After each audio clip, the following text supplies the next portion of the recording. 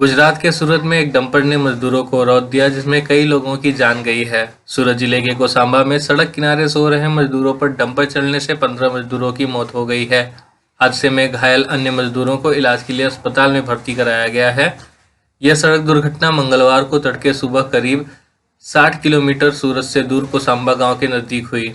प्रधानमंत्री नरेंद्र मोदी ने सूरत हादसे पर दुख व्यक्त किया है। सूरत पुलिस ने कहा कि 12 मजदूरों की मौके पर मौत हो गई, जबकि 8 घायलों में से 3 की अस्पताल में इलाज के दौरान जान चली गई।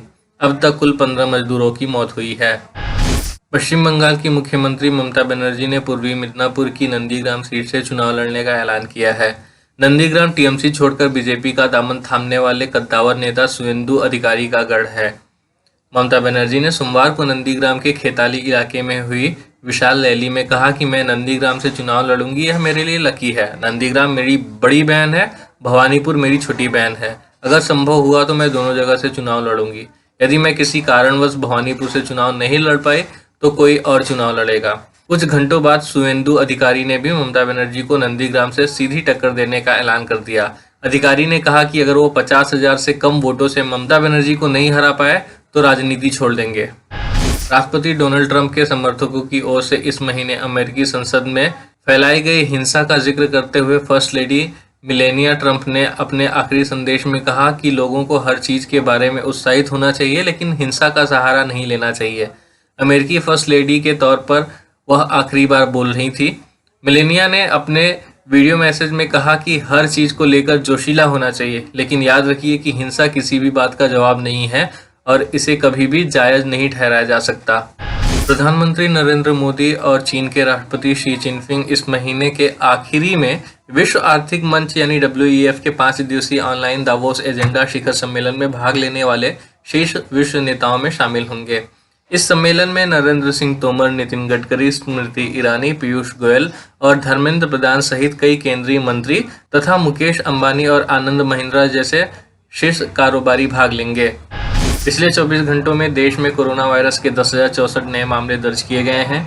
11 जून के बाद पहली बार 24 घंटे में इतने कम मामले सामने आए हैं। देश में कुल मामलों की संख्या 1,05,81,837 हो गई है। वहीं पिछले 24 घंटे में 137 मरीजों की वायरस की वजह से जान गई है।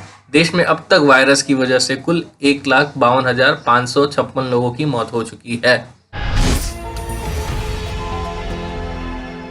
जब हमने HW न्यूज नेटवर्क की नींव डाली थी, तब हमने ये ठाना था कि न्यूज और इंफॉर्मेशन ये लोगों तक फ्री पहुंचनी चाहिए, मुफ्त पहुंचनी चाहिए, और हम आज भी ये वचन पर कायम हैं।